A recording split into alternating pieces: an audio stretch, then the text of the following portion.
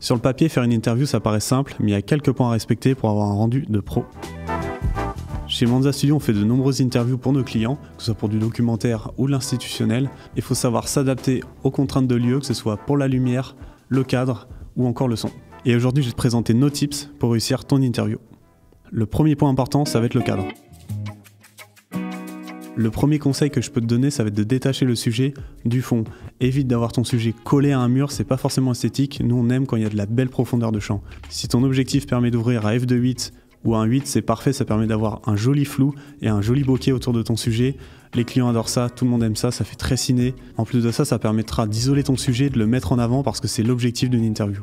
Deuxième point, c'est de vouloir trop zoomer. Sur sa cam principale, vaut mieux avoir un plan large pour mettre en situation son sujet et éventuellement avoir une deuxième caméra pour zoomer un peu plus sur l'image.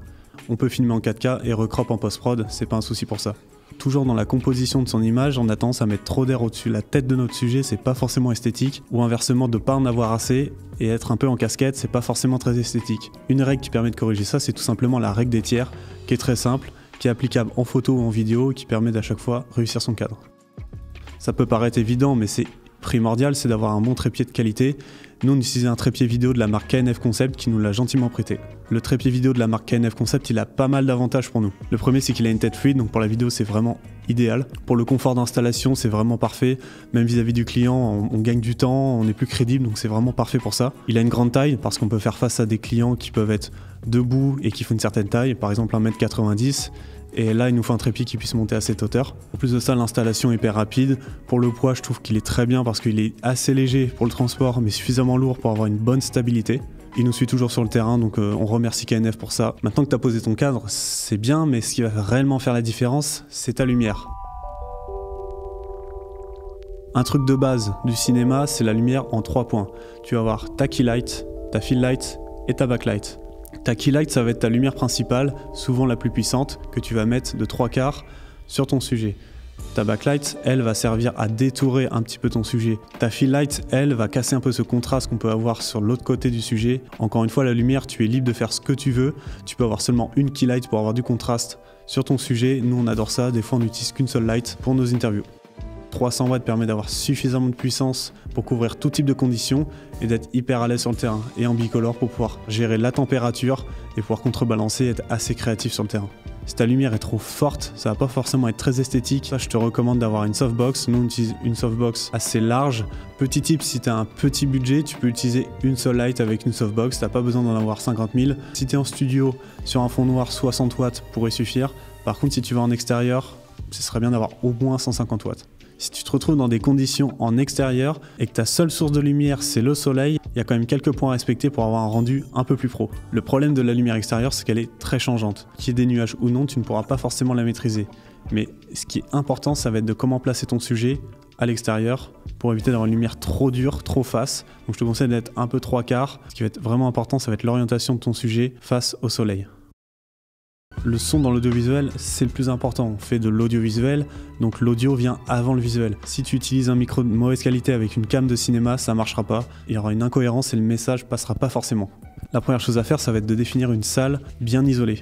Toujours faire attention qu'il n'y ait pas des travaux ou des bruits ambiants qui peuvent gêner notre interview pendant le tournage. Alors on peut utiliser des micro-perches, des micro-podcasts comme j'ai dans la main, mais ce qui va être plus important, ça va être les micro-HF qu'on utilise le plus souvent sur nos tournages.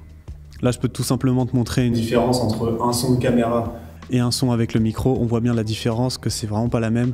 Le message passera beaucoup mieux avec un son de qualité. Autre élément à prendre en compte, c'est de faire attention à ne pas écrêter le signal du son pour éviter d'avoir un son saturé. Parce qu'une fois que c'est saturé, une fois que c'est cramé, c'est foutu, on ne peut pas le récupérer. Donc là, voilà, faire attention à ça. Avant même de lancer les règles, je te conseille de mettre à l'aise ton sujet, donc tu peux lui expliquer comment ça va se passer, lui parler un petit peu de qui tu es, de ce que tu fais pour le mettre à l'aise sur le tournage. Tu peux lui expliquer qu'il a le droit de se tromper, il peut se reprendre autant de fois qu'il souhaite. Une fois l'interview prête, que tu lances ton règle, c'est aussi important de poser des questions un peu bateau. Elles sont vraiment là pour le mettre à l'aise parce qu'au début, c'est toujours un peu compliqué. Donc tu peux poser des questions comme présentez-vous, qu'est-ce que vous faites, quel est votre rôle, qu'est-ce qu'il fait dans la vie. Et des choses très simples comme ça avant de rentrer dans le sujet. Autre petit détail, ça va être de regarder la personne et pas de regarder son écran. C'est toujours bien de créer un contact et créer un lien avec la personne. Autre point, là c'est plus du journalisme, mais c'est d'éviter de poser des questions fermées. Si tu poses une question du type comment allez-vous et que la personne répond juste par oui ou par non, c'est pas forcément très intéressant et ça nourrit pas forcément le dialogue. Autre élément qui arrive aussi avec l'expérience, c'est que souvent les deuxièmes prises sont les meilleures. À force de refaire et de refaire, les gens commencent à être à l'aise avec l'équipe, avec le sujet, ils commencent à oublier la caméra, ils connaissent les questions et donc forcément ils sont plus à l'aise sur la deuxième partie. Autre élément un peu bonus au final, mais ça va être le montage, et là il y a du boulot. Parce que oui, on se retrouve avec énormément de rushs qui durent des heures et des heures qu'il faut dérusher, et là ça va être hyper important, je vais te donner quelques tips pour t'en sortir. La première chose, c'est que si tu as fait en multicaméra avec 2, 3 ou 4 cams, ça va être de synchroniser tes cams. Donc là c'est très simple, il suffit de resynchroniser tes caméras dans ton logiciel, que ce soit DaVinci, Premiere Pro, même CapCut, n'importe quel logiciel le propose. Ensuite, ça va être de nettoyer tes rushs, enlever tous les blancs, les moments qui servent à rien, éventuellement les questions du journaliste si tu veux pas les garder. Bref, ça va être de dégrossir et sélectionner le meilleur. D'ailleurs, si t'as pas envie de te prendre la tête avec toute cette partie des rushs, il existe des outils IA qui le font automatiquement.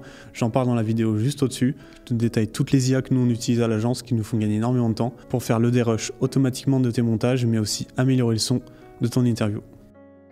En tout cas, j'espère que tu as appris pas mal de choses, que tu as kiffé cette vidéo, et puis moi je te dis à très vite dans un prochain format.